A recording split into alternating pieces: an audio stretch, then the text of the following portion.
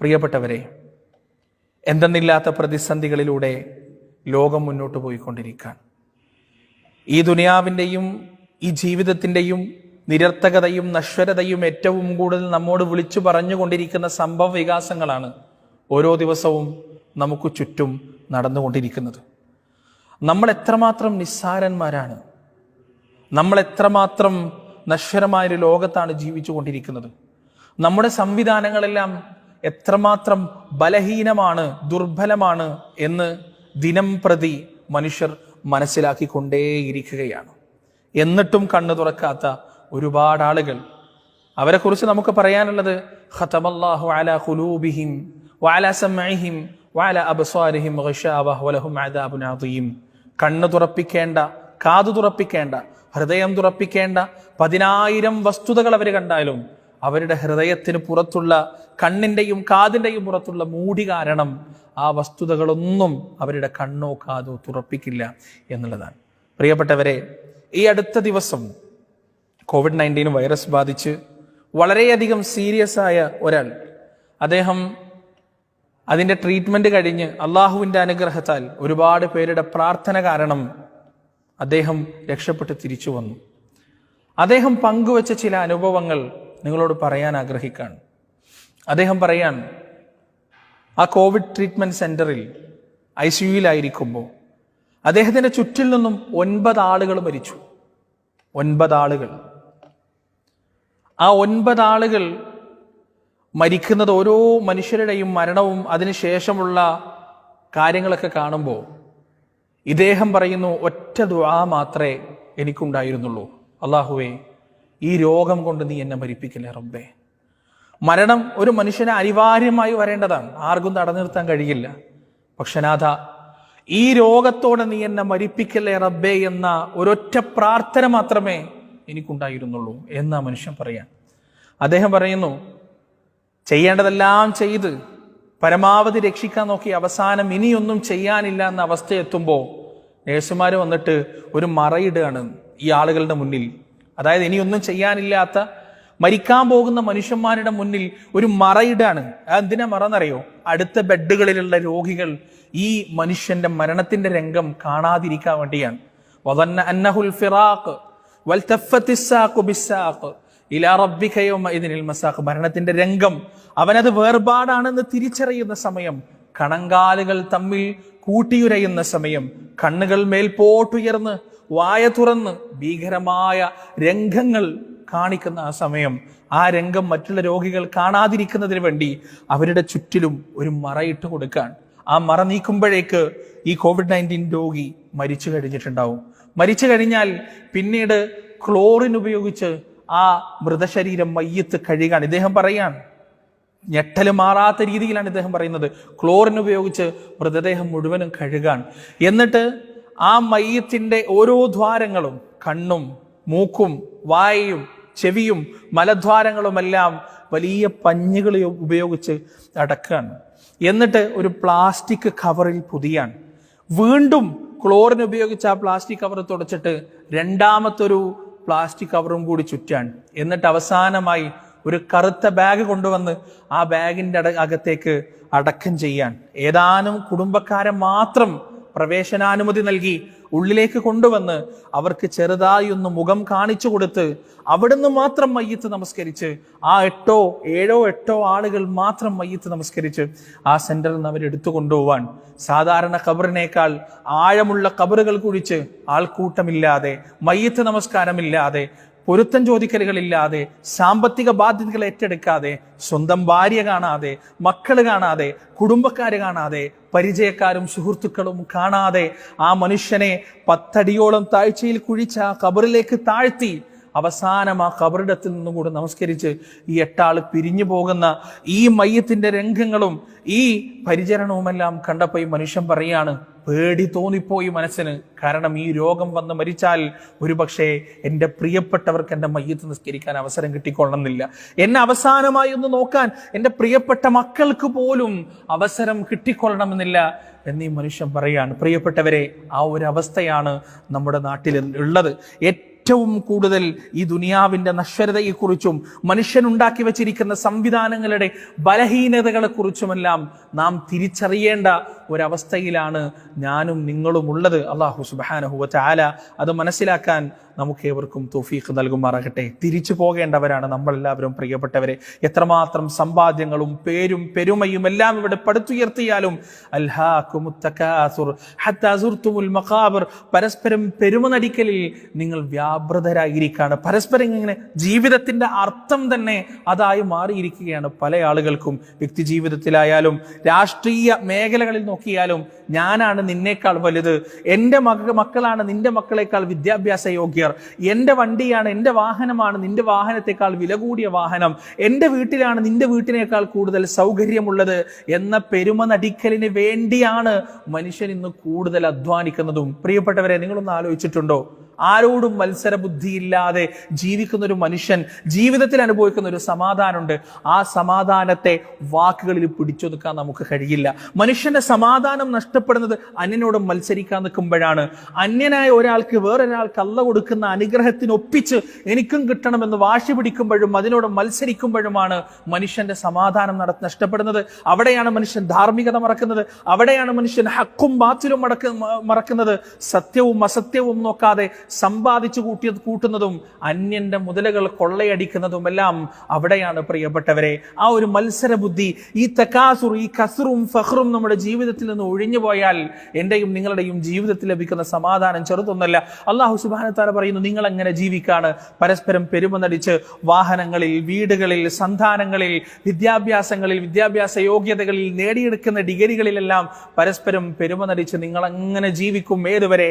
ഹത്താ സുർതുമുൽ മഖാബിർ, ചേതനയേറ്റ നിങ്ങളുടെ ശരീരവുമായി നിങ്ങളുടെ ബന്ധുമിത്രാദികൾ പള്ളിക്കാട്ടിലേക്ക് പോകുന്നത് വരെ, മഖാബറുകളിലേക്ക് പോകുന്നത് വരെ, ഖബറിലേക്ക് പോകുന്നത് വരെ എന്ന് പരിശുദ്ധ ഖുർആൻ നമ്മെ ഓർമ്മപ്പെടുത്തുകയാണ്. പ്രിയപ്പെട്ടവരെ, സാധാരണഗതിയിൽ നമ്മൾ പറയാറുണ്ട്, ഈ ലോകത്ത് നമ്മൾ തിരിച്ചു പോകുമ്പോൾ 6 അടി മണ്ണ് മാത്രമാണ് നമുക്ക് കിട്ടാന്ന് പറയാറുണ്ട്. ആ 6 അടി മണ്ണ് പോലും ഈ ലോകത്ത് നിന്ന് പോകുമ്പോൾ നമ്മൾ കൊണ്ടുപോകില്ല. ആ 6 അടി മണ്ണ് നമുക്ക് കിട്ടാനുള്ളതല്ല. ആ ഖബർ നിങ്ങൾ കണ്ടിട്ടില്ലേ? ഖബർ മയ്യത്തിലേക്ക് വെച്ച് കഴിഞ്ഞാൽ വലതുഭാഗത്തെ കവിളിന്റെ ഭാഗത്തുള്ള കഫം തുണി മാറ്റി ഒരു മണ്ണിന്റെ ഉരുള കവിളിനോട് ചേർത്ത് വെച്ചരും. എന്തിനാ? തലയണാക്കി കിടക്കാനെന്നല്ല. എത്രയും വേഗം ആ ശരീരം മണ്ണിനോട് ചേരുന്നതിന് വേണ്ടിയാണ്. കാരണം അവന്റെ പിന്നാലെ സമൂഹങ്ങൾ വേറെയും വരാനുണ്ട്, വ്യക്തികൾ വേറെയും വരാനുണ്ട്. അവർക്ക് വേണ്ടി അവിടുന്ന് ഒഴിഞ്ഞു കൊടുക്കേണ്ടതുണ്ട്. അവൻ മണ്ണിനോട് ചേരേണ്ടതുണ്ട്. അവന്റെ മാംസവും മജ്ജയും അവന്റെ തൊലിയും കണ്ണും കാതുമെല്ലാം മണ്ണിനോട് ലയിക്കേണ്ടതുണ്ട്. കണ്ടിട്ടില്ലേ? വലിയൊരു കമ്പി കണ്ടിട്ടില്ലേ നിങ്ങൾ? ഖബർ കുഴിക്കുന്ന ആളുകളുടെ കയ്യിൽ അവരിങ്ങനെ ആ കമ്പി ഇറക്കി നോക്കും. അവർക്കറിയാൻ പറ്റും അവിടെ ഖബറുണ്ടോ ഇല്ലയോ എന്ന്. പഴയ ഖബറൊക്കെ ആണെങ്കിൽ അത് ദ്രവിച്ച് അതിൻ്റെ അകത്തുള്ള ശരീരം മുഴുവൻ ദ്രവിച്ചു കഴിഞ്ഞാൽ അത് പിന്നെ വേറൊരാളുടെ ഖബറാണ്, വേറൊരാൾക്ക് അവകാശപ്പെട്ട ഖബറാണ്. ആ ഖബറാളിക്ക് 6 അടി മണ്ണിന്റെ അവകാശം പോലും ഇല്ല എന്നതാണ് വാസ്തവം. പ്രിയപ്പെട്ടവരെ, ഈ ലോകത്ത് നിന്ന് പിരിഞ്ഞു പോകുമ്പോൾ ഒന്നും നമ്മൾ കൊണ്ടുപോകുന്നില്ല. നേരെ മറിച്ച് മണ്ണിനും പുഴുക്കൾക്കും വേണ്ടി നമ്മുടെ സ്വന്തം ശരീരങ്ങൾ പോലും സമർപ്പിച്ചിട്ടാണ് ഈ ലോകത്ത് നിന്ന് നാം വിട പറഞ്ഞു പോകുന്നത് എന്ന് നാം മനസ്സിലാക്കേണ്ടതുണ്ട്. ആ സമയത്ത് പുഞ്ചിരിച്ചുകൊണ്ട് യാത്ര പോകാൻ നമുക്ക് കഴിയണം. സന്തോഷത്തോടെ യാത്ര പോകാൻ നമുക്ക് കഴിയണം. ആ യാത്രയിൽ വേണ്ടുന്ന പാഥേയങ്ങളെല്ലാം ഒരുക്കി വെക്കാൻ ഈ ജീവിതത്തിൽ ഞാനും നിങ്ങളും സമയം കണ്ടെത്തണം. അവസാനത്തെ യാത്രയിൽ നാം മുന്നോട്ട് ഖബറിലേക്ക് വെക്കപ്പെടുമ്പോൾ 3 കാര്യങ്ങൾ മാത്രമാണ് നമ്മുടെ കയ്യിൽ ബാക്കിയായിട്ടുണ്ടാവുക. 1 നമ്മുടെ അമലുകളാണ്, 2 നമ്മുടെ ജാരിയായ സദഖയാണ്, 3 നമ്മുടെ സാലിഹായ സന്താനങ്ങളുടെ പ്രാർത്ഥനയാണ്. ഈ 3 കാര്യങ്ങളല്ലാതെ ഈ ദുനിയാവിൽ നമുക്കൊന്നും തന്നെ ബാക്കിയാവുകയില്ല എന്ന കാര്യം നാം മനസ്സിലാക്കണം. പ്രിയപ്പെട്ടവരെ, നാം പോകുന്നത് പുതിയൊരു ജീവിതത്തിലേക്കാണ്. മരണമെന്ന് പറഞ്ഞാൽ ഒരു അവസാനമല്ല, ഒരു തുടക്കമാണ്. ഇതുവരെ ഈ ലോകത്താരും കണ്ടിട്ടില്ലാത്ത, ജീവിച്ചിരിക്കുന്ന ആരും കേട്ടിട്ടില്ലാത്ത, അനുഭവിച്ചിട്ടില്ലാത്ത പുതിയ കാഴ്ചകളുടെയും പുതിയ കേൾവികളുടെയും പുതിയ അനുഭവങ്ങളുടെയും ഒരു ലോകത്തേക്കുള്ള യാത്രയാണ് യഥാർത്ഥത്തിൽ മരണം. സമയത്തിന്റെയും കാലത്തിന്റെയും ബന്ധനങ്ങൾക്ക് അതീതമായ അള്ളാഹുവിന്റെ നിയമങ്ങൾ മാത്രം നടക്കുന്ന, മലക്കുകളുമായി ഇടപഴകുന്ന, പരലോകത്തിന്റെ ശബ്ദവീചികൾ കേൾക്കാൻ കഴിയുന്ന, പരലോകത്തിന്റെ കാഴ്ചകൾ കാണാൻ കഴിയുന്ന, കാണിക്കപ്പെടുന്ന ഒരു ലോകത്തേക്കുള്ള യാത്രയുടെ തുടക്കമാണ് മരണമെന്ന് നാം അറിയേണ്ടതുണ്ട്. കിടക്കേണ്ടതുണ്ട്. ആ ഖബറിൽ വെച്ച് നമുക്കൊരു ചോദ്യോത്തരമുണ്ടെന്ന് റസൂലുള്ളാഹി സ്വല്ലല്ലാഹു അലൈഹി വസല്ലം. നിന്റെ റബ്ബാരാണ്, നിന്റെ ദീൻ ഏതാണ്, നീ ഏതാണ് ജീവിതത്തിൽ അവലംബമായി സ്വീകരിച്ചത് എന്നതൊക്കെ കൃത്യമായി നാം ചോദ്യം ചെയ്യപ്പെടുമെന്ന് റസൂലുള്ളാഹി സ്വല്ലല്ലാഹു അലൈഹി വസല്ലമ നമുക്ക് പഠിപ്പിച്ചു തന്നിട്ടുണ്ട്. അവിടെ നിന്ന് അങ്ങോട്ട് ഖിയാമത്ത് നാൾ വരെ നാം കിടക്കേണ്ടത് ഖബറിലാണ്. പ്രിയപ്പെട്ടവരെ, ഒന്നാലോചിച്ച് നോക്ക്. ഈ ലോകത്ത് നാം ജീവിക്കുക ഏറ്റവും കൂടി പോയാൽ 90 വയസ്സ്, 100 വയസ്സ്, ഒരു 120 വയസ്സ് കൂട്ടിക്കോ. എന്നാൽ ഖബറിൽ എത്ര കാലം നാം കിടക്കേണ്ടി വരും എന്ന കാര്യത്തിന് ഒരു നിശ്ചയവുമില്ല. കാരണം റസൂലുള്ളാഹി സ്വല്ലല്ലാഹു അലൈഹി വസല്ലമ ഇന്നും ഖബറിലാണ്. ആദം അലൈഹിസ്സലാത്തു വസ്സലാം ഇന്നും ഖബറിലാണ്. പ്രവാചകന്മാർ മുഴുവനും ഇന്നും ഖബറിലാണ്.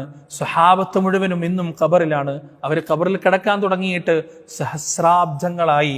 അള്ളാഹു നിശ്ചയിച്ച അവധി വന്നെത്തുന്നവരെ അവർ ഖബറിൽ കിടന്നേ പറ്റുള്ളൂ. ആ അവധി എത്രയാണെന്ന് ആർക്കും തന്നെ അറിയില്ല. യസ്അലൂനക അനിസ്സാഅതി അയ്യാന മുർസാഹ ഖുൽ ഇന്നമാ ഇൽമുഹാ ഇൻദ റബ്ബി ലാ യുജല്ലിഹാ ലിവഖതിഹാ ഇല്ലാഹു.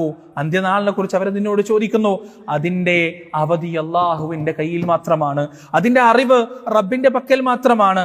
അവനല്ലാതെ ആ വിവരത്തെക്കുറിച്ച് മറ്റാരും അറിയില്ല. പ്രിയപ്പെട്ടവരെ, അള്ളാഹു നിശ്ചയിച്ച അവധി എത്തുന്നത് വരെ, ഇസ്രാഫീൽ അലൈഹിസ്സലാത്തു വസ്സലാം രണ്ടാമത്തെ തവണ കാഹളത്തിൽ ഊതുന്നത് വരെ, ഉയർത്തെഴുന്നേൽപ്പിന് വേണ്ടി അള്ളാഹുവിന്റെ കൽപ്പന പ്രകാരം മണ്ണിനോട് ശോഷിച്ചു പോയ ശരീരങ്ങൾ മുഴുവനും പൂർവാധികം ശക്തിയോട് എഴുന്നേറ്റ് റബ്ബിന്റെ വിളിയാളത്തിന് ഉത്തരം നൽകി നടക്കുന്ന ആ ദിവസം വരെ ഖബറിൽ നാം കിടക്കേണ്ടതുണ്ട്. ആ ഖബറിൽ വെറുതെ കിടത്തല്ല, അവിടെ രക്ഷയും ശിക്ഷയും അനുഭവിക്കാനുണ്ടെന്ന് റസൂലുള്ളാഹി സ്വല്ലല്ലാഹു അലൈഹി വസല്ലം. നല്ല മനുഷ്യർക്ക് ഖബറിലേക്ക്, സ്വർഗത്തിൽ നിന്നൊരു വാതിൽ തുറന്നെടുക്കുമെന്ന് പ്രവാചകൻ സ്വല്ലല്ലാഹു അലൈഹി വസല്ലം പറഞ്ഞിട്ടുണ്ട്. ആ സ്വർഗത്തിൽ നിന്ന് തുറന്നു കൊടുത്ത വാതിലിലൂടെ സുന്ദരമായ സ്വർഗത്തിന്റെ അവിടെയുള്ള സുന്ദരമായ ഗേഹങ്ങളും കൊട്ടാരങ്ങളും പൂന്തോട്ടങ്ങളും അരുവികളും എല്ലാം കണ്ട് ഒരൊറ്റൊരു വാക്ക് മാത്രമേ അവർക്ക് പറയാനുള്ളൂ. ആ വാക്കെന്താണ്? അല്ലാഹുവേ, ഒന്ന് ഖിയാമത്ത് നാളാകണം, ഒന്ന് ഖിയാമത്ത് നാളാക്കണേ റബ്ബേ, എത്രയും പെട്ടെന്ന് ലോകം അവസാനിക്കണേ. കാരണം അയാൾക്ക് പോകേണ്ടത് ആ സ്വർഗത്തിലേക്കാണ്. അയാൾക്ക് അവരുടെ വീട്ടിലേക്ക് പോകണം, അയാളുടെ കൊട്ടാരങ്ങളിലേക്ക്, അവരുടെ സാമ്രാജ്യങ്ങളിലേക്ക് അവർക്ക് പോകണം. അവരുടെ ഇണകളുമായി, അവരുടെ കുടുംബങ്ങളുമായി അവർക്ക് സന്ധിക്കണം. അതിനുവേണ്ടിയുള്ള തിടുക്കമായിരിക്കും ഓരോ സത്യവിശ്വാസിക്കും ഖബറിൽ. കാരണം അവരുറക്കമായിരിക്കും, സുന്ദരമായ ഉറക്കമായിരിക്കും. ആ ഉറക്കത്തിൽ നിന്ന് ചില നേരങ്ങളിൽ എഴുന്നേൽക്കുമ്പോഴെല്ലാം അവർ കാണുക സുന്ദരമായ സ്വർഗീയ ഭവനങ്ങളായിരിക്കും. എന്നാൽ പ്രിയപ്പെട്ടവരെ, ജീവിതത്തെ മലിനമാക്കിയ മനുഷ്യർ, അവർക്ക് ഖബറിലേക്ക് തുറന്നു കൊടുക്കുക ചൂട്, കാറ്റും പുകയും ദീനരോധനങ്ങളും മാത്രം ഉയർന്നു വരുന്ന ഭീകരമായ നരകത്തിൽ നിന്നൊരു കവാടമായിരിക്കും. ആ കവാടം അവരിലേക്ക് തുറക്കപ്പെട്ട് ആ കവാടത്തിലൂടെ ഭയാനകമായ നരകത്തിന്റെ കാഴ്ച അവർ കാണുമ്പോൾ അവർ റബ്ബിനോട് പറയും, അല്ലാഹുവേ, ഖിയാമത്ത് നാൾ ഒരിക്കലും സംഭവിക്കരുതേ, ഖിയാമത്ത് നാൾ ഒരിക്കലും സംഭവിക്കരുതേ. കാരണം ഇടുങ്ങിയ 6 അടി മണ്ണ് മാത്രമുള്ള ഖബർ, ആ ഇടുങ്ങിയ ഖബറുകൾക്കുള്ളിൽ ഇരുന്നു കൊണ്ട് ഭയാനകമായ ശിക്ഷ അവർ അനുഭവിക്കുമ്പോഴും അവരാഗ്രഹിക്കുന്നത് ഈ ജീവിതം അവസാനിക്കരുത് എന്നാണ്, ലോകാവസാനം ഉണ്ടാകരുത് എന്നാണ്. കാരണം നിലവിൽ അനുഭവിക്കുന്ന ശിക്ഷയേക്കാൾ എത്രയോ ഭയാനകമായ ശിക്ഷയാണ് ആ നരകത്തിന്റെ വാതിലൂടെ അവർ കണ്ടുകൊണ്ടിരിക്കുന്നത്. അതുകൊണ്ടാണ്, അവിടേക്ക് പോകാനുള്ള ഭയം കൊണ്ടാണ് അവരത് പറഞ്ഞുകൊണ്ടിരിക്കുന്നത്. പ്രിയപ്പെട്ടവരെ, ചെറിയ ശിക്ഷയൊന്നല്ലത്. അല്ലാഹു സുബ്ഹാനഹു വ തആല ഖബറിലെയും നരകത്തിലെയും ഭയാനകമായ ശിക്ഷകളിൽ നിന്ന് നമ്മെ കാത്തിരക്ഷിക്കുമാറാകട്ടെ. അതുകൊണ്ടാണല്ലോ റസൂലുള്ളാഹി സ്വല്ലല്ലാഹു അലൈഹി വസല്ലമ നിത്യേന നമസ്കാരത്തിന്റെ അവസാനത്തിൽ പ്രാർത്ഥിക്കാൻ നമുക്ക് പഠിപ്പിച്ചത്. അല്ലാഹുമ്മ ഇന്നി അഊദു ബിക മിൻ അദാബിൽ ഖബ്രി വമിൻ അദാബിൻ നാർ വമിൻ ഫിത്നത്തിൽ മഹ്യാ വൽ മമാതി വമിൻ ശർരി ഫിത്നത്തിൽ മസീഹ് ദജ്ജാൽ. ജീവിതത്തിൽ ഉണ്ടാകുന്ന, മരണത്തിന്റെ സമയത്തുണ്ടാകുന്ന ദജ്ജാലിന്റെയും അതുപോലെ ഖബറിൽ ഉണ്ടാകുന്ന, നരകത്തിലുണ്ടാകുന്ന എല്ലാ ശിക്ഷകളിൽ നിന്നും ഫിത്നകളിൽ നിന്നും കാവലിനെ തേടാൻ റസൂലുള്ളാഹി സ്വല്ലല്ലാഹു അലൈഹി വസല്ലമ നമുക്ക് പഠിപ്പിച്ചു തന്നിട്ടുണ്ട്. അതുകൊണ്ട് പ്രിയപ്പെട്ടവരെ, കൃത്യമായി പരലോകത്തിലെ രക്ഷയ്ക്ക് വേണ്ടി, മരണാനന്തര ജീവിതത്തിലെ നിത്യതയ്ക്ക് വേണ്ടി നാം പ്രവർത്തിക്കുക, പ്രാർത്ഥിക്കുക, പരിശ്രമിക്കുക. അല്ലാഹു സുബ്ഹാനഹു വ തആല നിത്യമോക്ഷം നേടിയെടുക്കുന്ന മഹാഭാഗ്യവാന്മാരുടെ കൂട്ടത്തിൽ നമ്മെ ഏവരെയും ഉൾപ്പെടുത്തുമാറാകട്ടെ. വആഖിറു ദഅവാന അനിൽ ഹംദുലില്ലാഹി റബ്ബിൽ ആലമീൻ. വസ്സലാമു അലൈക്കും വറഹ്മത്തുള്ളാഹി.